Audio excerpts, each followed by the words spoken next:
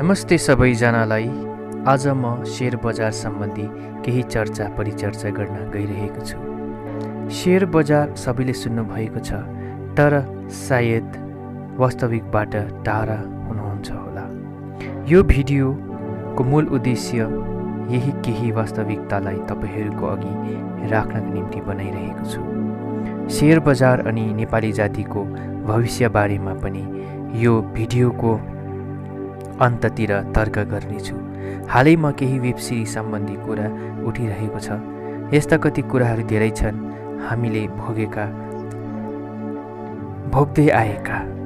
कहिले दरबान त कहिले सब्जी त कहिले चाइनिज इत्यादि धेरै छन्। हामीहरूले दरबान इत्यादिको छाप मेटाउनको निम्ति धेरै कष्ट भोग्यौँ आफ्ना पाराले। कोही टिचर बने, कोही डाक्टर इन्जिनियर पढे, कोही एडभोकेट त विभिन्न प्रोफेसनलाई अपनाए। सबैभन्दा ठुलो त एडुकेसनलाई अपनाए। सबै प्रकारको क्रान्तिको एउटै उद्देश्य रहेको छ, त्यो हो आइडेन्टिटी क्राइसिस। र शेयर बजारको ज्ञानले हाम्रो समाजमा के परिवर्तन आउन सक्छ, यो भिडियोलाई अन्तसम्म हेर्नुहोला यो कुरा जान्नको लागि। अनि हाम्रो समाजमा प्राय जसो नोकरी गर्ने मानिसहरू छन्। भन्नु मतलब हामी नेपाली जाति बेसी मात्रामा कन्ज्युमर्स या त कस्टमर वा ग्राहक छौँ। अब अलिकति सोच हालौँ है त यस विषयमा। हरेक बिहान हामी मुख धुन्छौँ, दाँत मोल्छौँ, चिया पकाउँछौँ, चिया पिउँछौँ, चियासँग बिस्किट खान्छौँ। भारतको आबादी पपुलेसन 135 करोड छ। कति करोड मानिसले साबुन चलाउँछ, कति करोड मानिसले टुथपेस्ट चलाउँछ। अगर एक बिहान भारतमा युज हुने टुथपेस्ट जम्मा गर्यौँ भने कति लाख टन टुथपेस्ट जम्मा हुन्छ होला। कति करोड बिस्किट खाँदैछ एक बिहानमा, सोच्नुहोस्। यो त 1-2वटा उदाहरण मात्र दिँदैछु। किचनमा हेर्नुभयो भने मसलादेखि तेलसम्म हरेक दिन भारतमा कति कन्ज्युम हुँदै होला।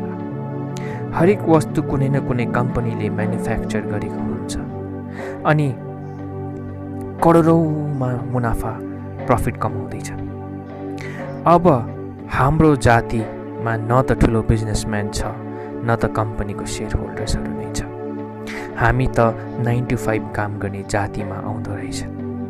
याद राख्नुहोला, हामी न त इन्भेस्टमेन्ट भन्ने बुझ्न चाहन्छौँ, न त हामी बुझ्दछौँ।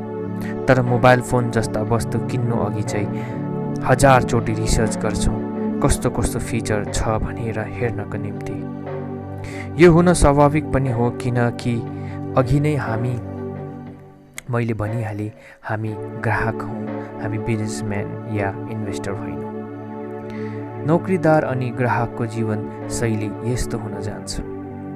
तनखा या स्यालेरी हामीले जब पाउन थाल्छौँ, हामीहरूलाई ब्याङ्कले लोन दिने गर्दछ। 12% देखि 18%, कोही समय त 18% भन्दा पनि बेसी इन्ट्रेस्टमा। हामीहरूले फेरि त्यही ब्याङ्कमा रिकरिङ डिपोजिट या त फिक्स्ड डिपोजिट खोल्दछौँ 6% या त 8%मा। यो भन्नु मतलब ब्याङ्कको कमाइ 6%देखि 10% सम्म हुँदो रहेछ र हाम्रो कमाइ चाहिँ -6% या त -10% सम्म हुँदो रहेछ। महँगाई, जसलाई इन्फ्लेसन पनि भनिन्छ, त्यो त जोडेको नै छैन। त्यो पनि जोडे भने त -10% 15%मा हाम्रो जिन्दगी चलिरहेको छ, अगाडि बढिरहेको छ। फेरि त्यो लोन लिएर हामीहरूले सरसामान नै किन्छौँ। यो सबको उदाहरण दिनको अर्थ हामीहरूले यसो विचार गर्यौँ भने हामी बाहेक, हाम्रो जाति बाहेक अन्य अरू सबै जाति जो बिजनेसम्यान र इन्भेस्टर छ, सबै प्रफिटमा छ। अब हामीहरू पनि ती बिजनेस कम्युनिटी, इन्भेस्टर कम्युनिटीलाई हेरेर धेरै कुरा सिक्न पर्दछ। मैले भन्नुको अर्थ नोकरी छोड्नु होइन, तर नोकरी गर्दा गर्दै कसरी आफ्नो जीवनशैलीलाई अलिकति सुधार गर्न सकिन्छ, त्यो मात्र भन्न चाहेको हो।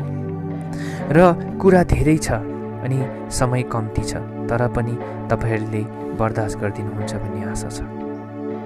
यसको लागि जीवनशैली अलिकति चेन्ज गर्नका लागि यसका लागि सेयर के हो बुझौँ है त। सेयर भनेको हिस्सेदारी हो। कुनै पनि ठुलो लिस्टेड कम्पनीको मुनाफा या प्रफिटमा भागीदारी बन्नका लागि। अघि मैले भनेको उदाहरण फेरि लिउँ। हामीले हरेक दिन युज गर्ने वस्तुहरू बनाउने कम्पनी जस्तै आइटिसी कम्पनी सबै कम्पनीहरूमध्ये एक कम्पनी हो, जसलाई इन्डियन टोब्याको कम्पनी पनि भनिन्छ, र जसले साभलन साबुन, बिङ्गो चिप्स, क्लासमेट, आशीर्वाद आँटा अनि धेरै प्रकारका सिगरेट इत्यादि अरू धेरै वस्तुहरू पनि बनाउने गर्दछ। यो आइटिसी कम्पनीको पनि सेयर हामीले सेयर मार्केटमा किन्न सक्छौँ। यसै गरेर हामीले घर बनाउँदा धेरै सामानहरू युज गर्छौँ र एउटा विशेष वस्तु हो सिमेन्ट कम्पनीहरूको पनि हामीहरूले सेयर किन्न सक्छौँ। हरेक कम्पनीको सेयर हुन्छ अनि हरेक कम्पनीको सेयरको आफ्नो मूल्य हुन्छ। जस्तै आइटिसीको एउटा सेयरको मूल्य 186 को आसपास छ। त्यसै गरेर सिमेन्ट कम्पनी स्टार सिमेन्टको मूल्य 70 रुपियाँ छ एउटा सेयरको मूल्य। कम्पनीलाई बिजनेस गर्नको निम्ति क्यापिटल चाहिन्छ। त्यो क्यापिटललाई सानो सानो टुक्रामा बाँडिन्छ किनकि हामी जस्तो आम जनताले पनि त्यो सेयर किन्न सकोस् भनेर। अनि त्यो एउटा सेयरको दाम कसैको 70 रुपियाँ हुन्छ त कसैको 1 रुपियाँ पनि हुन्छ त कसैको 16,000 पनि हुन्छ।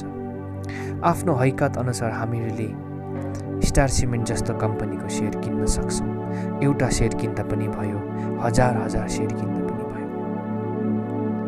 सेयर किनेपछि वर्षको अन्त या त मध्यमा कम्पनीले जति मुनाफा कमाएको हुन्छ आफ्नो सेयरको हिस्सा अनुसार हामीहरूलाई कम्पनीले प्रफिट हाम्रो अकाउन्टमा ट्रान्सफर गरिदिन्छ र यसलाई डिभिडेन्ड भन्छ।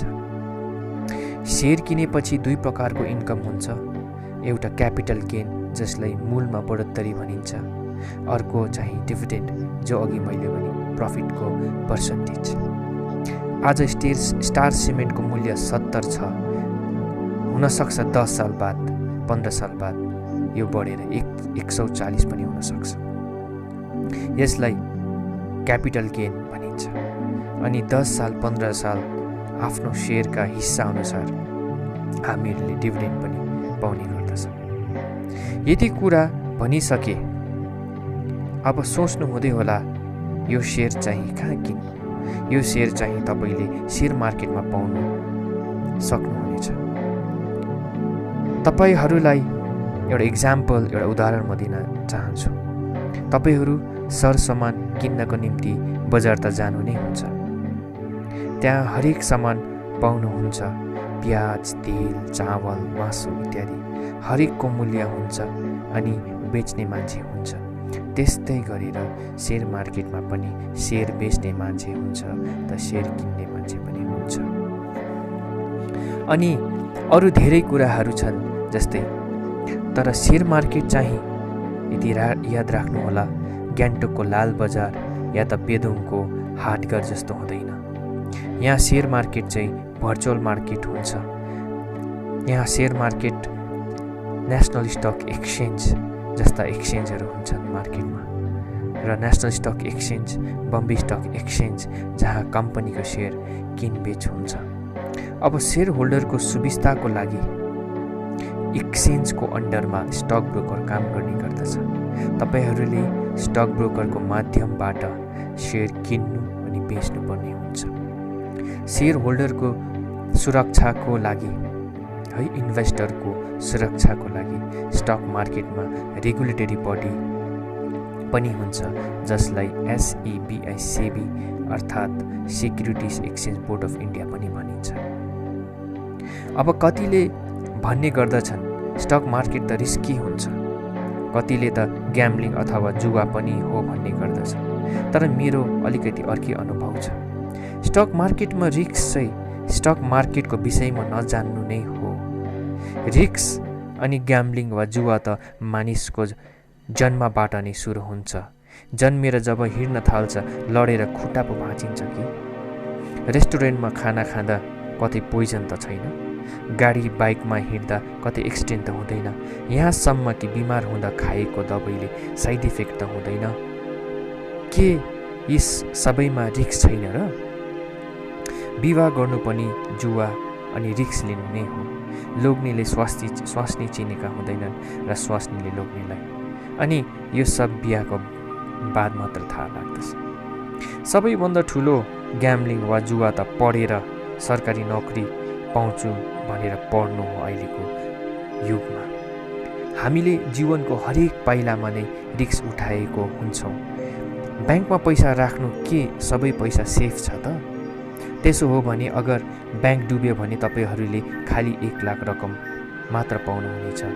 भन्नु मतलब 10 लाख राख्नु भएको छ भने ब्याङ्क डुबेको खण्डमा तपाईँहरूको 9 लाख खोलामा डुङ्गा हानेको जस्तै नै हुनेछ। भन्नु मतलब स्टक मार्केट रिस्की हो भन्ने एक सोचको उपज मात्र हो, तर स्टक मार्केटको ज्ञान लिएर अवेर चाहिँ हुनु पर्नेछ। स्टक मार्केटमा रिस्क चाहिँ के हो भने रिस्क कम्पनी डुब्नु या त कम्पनी मतलब सेयर मार्केटबाट डिलिस्टेड या त निक्लिनु हो। अघि मैले उदाहरण दिएको थिएँ, मान्छेले मुख धुनु जब छोड्छ, दाँत मोल्नु जब छोड्छ, खाना पकाउनु छोड्छ, घर बनाउनु छोड्छ, होटेलमा खानु छोड्छ, गाडीमा हिँड्नु छोड्छ, ब्याङ्क जानु छोड्छ, तब चाहिँ यी कम्पनीहरू पनि सकिन्छ। तर मलाई त लाग्दैन यस्तो हुन्छ। आजकल त हरेक चिजमा भेराइटी, ब्रान्ड, जस्तै उदाहरण साबुन कति प्रकारको छ, baby soap, adult soap, skin soap, antiseptic soap, गोरो हुने फेर हुने सोप। तपाईँ आफै सोच्नुहोस्, कम्पनी आफै पनि डुब्न चाहँदैनन्, न त सरकारले नै कम्पनीलाई डुब्न दिन्छन्, किनकि यो कम्पनीले कर्पोरेट ट्याक्स तिर्छ अनि सरकारको लागि यो मेन रेभिन्यू इन्कम हो। र यी कम्पनीले बेच्ने प्रडक्टमा जुन GST goods and services tax लागू हुन्छ, यो सरकारको लागि मेन इन्कम वा रेभिन्यू हो। यसैबाट देश चल्दछ अनि सरकारी नोकरी गर्नेलाई तनखा पनि दिँदछ। अब यति थोक तपाईँलाई भनिसके। सबैभन्दा ठुलो रिस्क मलाई लाग्छ स्टक मार्केट होइन, तर ग्रिड, जसलाई लोभ अनि इग्नोरेन्स, जो सिक्ने चाहना नराख्नु हो। विशेष हाम्रो पहाडमा धेरै जस्तो चिटफन्ड कम्पनीहरू आए। चिटफन्ड कम्पनीले यही ग्रिड अनि इग्नोरेन्सको फाइदा उठाएको छ। पैसा सम्बन्धी, इन्भेस्टमेन्ट सम्बन्धी कम्पनी रियल हो कि होइन जान्नको निम्ति त्यो company national stock exchange, Bombay stock एक्सचेन्जमा लिस्टेड छ कि छैन त्यो चेक गर्नुहोस्। यो सजिलै छ। एनएससी बीएससीको वेबसाइटमा गएर तपाईँले त्यो कम्पनीको नाम सर्च बक्समा तपाईँले टाइप गर्नु भयो भने त्यो कम्पनीको विषयमा तपाईँले पाउनुहुनेछ। तर यो विषयमा अरू भिडियोमा म परिचर्चा गर्नेछु। जुन स्टक ब्रोकर युज गर्नुहुँदैछ तपाईँहरूले, त्यो स्टक ब्रोकर सेबी, एनएससी बीएससीमा रेजिस्टर्ड छ कि छैन त्यो पनि चेक गर्नुपर्ने हुनेछ। कम्पनीको जेन्युनिटी चेक गर्नुको लागि क्रेडिट रेटिङ एजेन्सी भन्छ CRA, त्यसको तपाईँले ग्रेडिङ पनि हेर्न सक्नुहुनेछ। र यो सबै कुराहरू अरू आउने भिडियोमा म चर्चा गर्नेछु। यसरी चिटफन्ड कम्पनी र रियल कम्पनीलाई तपाईँहरूले सोझै छुटाउन सक्नुहुन्छ। र अझै अर्को सजिलो तरिका म तपाईँलाई बताउनेछु। स्टेट ब्याङ्क अफ इन्डिया जस्तो कम्पनीको सेयर तपाईँहरूले किन्न सक्नुहुनेछ। SBIकै किन्नुपर्छ मैले भनेको होइन, तर SBI जस्ता अरू धेरै कम्पनी छ जसको सेयर छ, जो अधिक छ। तपाईँहरूले SBIको अकाउन्टमा पैसा राख्न डर लाग्दैन भने SBIको सेयर किन्नुसित किन डर हो? SBI, state bank of India त डुब्नु साह्रै छ, किनभने यो देशको लार्जेस्ट ब्याङ्क हो। SBIको सेयर हालैमा 150 जति छ। 10-15 साल बाद यो 300 नै भयो भने पनि 100% को रिटर्न प्लस डिभिडेन्ड हो। र यो तपाईँले SBIको खातामा राखेर 6% कमाउनु भन्दा सायद मलाई लाग्छ धेरै नै बेसी। अर्को रिस्क चाहिँ सेयरको दाम अथवा सेयर प्राइस घटबढी हुनु। तर 1-2 प्रश्न सोध्न चाहन्छु तपाईँहरूलाई। तपाईँहरूले सुन 50,000मा किन्नुभयो अनि त्यो 40,000 भयो भने बेच्नुहुन्छ? बरु सुनको दाम घटेछ, अझै किन्नु पाए हुन्थ्यो भनेर सोच्नुहुन्छ? यो सुनमाथि राम्रो विचार गरौँ है त। सुन खालि लगाउनु अनि दाममा बढोत्तरी भएको एकमात्र कारण छ त्यो हो सुन एकदमै कम्ती मात्रामा पाइन्छ। तर खासै सुनमा नत्र हामीले डिभिडेन्ड पाइन्छ, अनि अर्को कुरो अनिकालको बेलामा यो सुन खान पनि हुँदैन। बुझ्नु हुँदै होला सुनको भ्याल्यु यो एकदमै कम मात्रामा पाइन्छ अनि मानिसले भरोसा गर्दछ, तर खासै यसबाट युटिलिटी भन्ने चाहिँ सोच मात्र हो। यो हिसाबमा त सेयर र सुनलाई कम्पेयर गर्दा एउटै रहेछ। अझ सेयरमा त डिभिडेन्ड पनि पाइन्छ। सेयरको दाम पनि घटी बढी हुन्छ, तर अत्तालिनु हुँदैन। राम्रो कम्पनीको सेयर किन्नु हामीले पर्छ। त्यो सुनको दाम घटी बढी भएको जस्तो मात्र हो सुनको दाम घटी बढी हुनु पनि। सेयर मार्केट यस्तै रिस्की हो, ग्याम्बलिङ हो भने त संसारको सबै धनी मान्छेहरू यही सेयरको कारणले आज धनी भएको हो। धनी धनी मानिसहरूले सेयर होल्ड गरेको हुन्छ, जस्तै Amazon, Apple, Reliance, Tata, Microsoft यी सबै कम्पनीको सेयर हुन्छ। अनि खास कुरा चाहिँ हामीले पनि यी कम्पनीहरूका सेयर किन्न सक्छौँ। अब फेरि त्यही कुरामा नै हामी फर्केर हाम्रो जातिमा त सबै नोकरी गर्ने मान्छेहरू बेसी मात्रामा छ। सो गुड न्युज चाहिँ के हो भने तपाईहरू नोकरी गर्दै पनि राम्रो राम्रो कम्पनीको सेयर किन्दै राख्न सक्नुहुनेछ।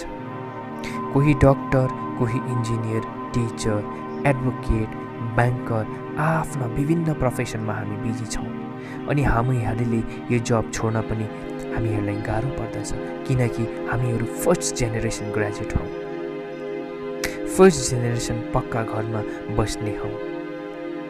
सो सबै कुरालाई मध्यनजर राख्दै हामीहरूले कम्पनीको सेयर किनेर हामीहरू पनि त्यो कम्पनीको सानो सानो हिस्सामा मालिक बन्न सक्छौँ। फेरि 9 to 5 नोकरी गरेर हामीले आफ्नो कम्पनी खोल्न हामीलाई गाह्रो छ, तर हामीले सेयर किनेर सेयर होल्डर हुनु हामीलाई त्यतिकै सजिलो छ। अनि सुरु गर्नको लागि एकदमै भक्कु रकम पनि चाहिँदैन। सेयर मार्केटमा 10 पैसादेखि 70,000, 80,000सम्मको सेयर पाइन्छ। आफ्नो हैकत अनुसार सेयर किन्न सकिन्छ। तर आज यो भिडियो हेरेर म सेयर किन्छु, सेयरबाट त नाफा भइहाल्छ भन्ने भुल धारणामा नबस्नुहोला, किनभने अनुभवी मान्छेसँग एक्सपर्ट एडभाइस र मेन्टरसिप तपाईँहरूले एक्सपर्ट एडभाइसको तपाईँहरूले मद्दत लिनै पर्छ। पहिला सिक्दा हामीहरूले कहिले न कहिले त सुरु गर्नै पर्ने हो। हामीहरूले सोच्नुहोस् जुन चिया दार्जिलिङमा बनिन्छ त्यस दार्जिलिङ टी थरीको रेभिन्यू त के फर्स्ट क्लास टी देख्न पनि पाउँदैन। तर सेयर होल्डर भएर यस्ता हरेक कम्पनीको मुनाफा अनि मालिकान अधिकारको हकदार हामी बन्न सक्छौँ। यति पनि एउटा कुरा भन्छु तपाईँलाई, दार्जिलिङमा जुन चाहिँ रोपवे छ, दार्जिलिङ रोपवे, त्यसको सेयर पनि तपाईँले किन्न सक्नुहुनेछ। त्यो बम्बे स्टक एक्सचेन्जमा लिस्टेड छ। त्यस्तै प्रकारले हाम्रो पहाडमा नदी बगेर गएको जुन चाहिँ NHPC national hydro power corporation छ, त्यस्ता कम्पनीका सेयर तपाईँले किन्न सक्नुहुनेछ।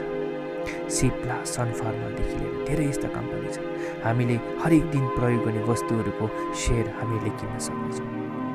तपाईँहरूले सुरु गर्नुहोस् अनि आउने हाम्रो भविष्यलाई हामीहरूले सिकाउनु पर्नेछ।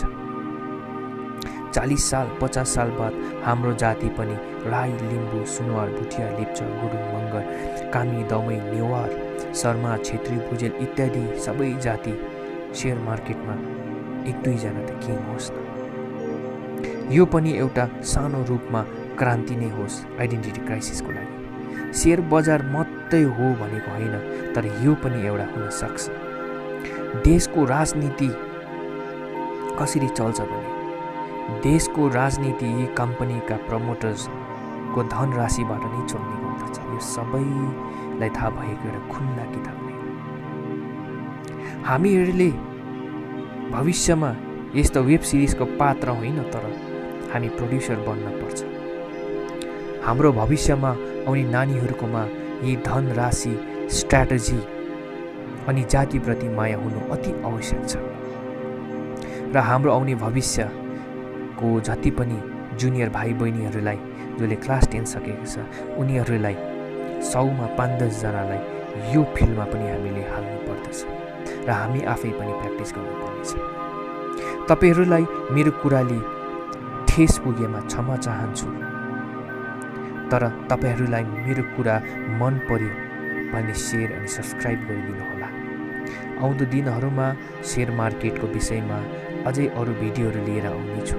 केही प्रश्न भए कमेन्ट बक्समा लेख्नु होला या त मलाई मेल गर्न सक्नुहुनेछ। यो लकडाउनको फाइदा उठाउनुहोस् अनि शेयर मार्केट सम्बन्धी जानकारी लिनुहोस्। यो शेयर बजारमा यस्ता धेरै कुराहरू छन्, किस्साहरू छन् जुन चाहिँ हामीले सुनेका छैनौँ, तर यो विषयमा चाँडै नै म धेरै रमाइला भिडियो हुनेछु हाम्रै भाषामा। र फेरि म भन्दछु, हामीले डिसिजन लिनु आवश्यक छ, हामीले सुरु गर्न आवश्यक छ। यति भन्दै मेरो यो सानो वक्तव्य यही शेष गर्दछु।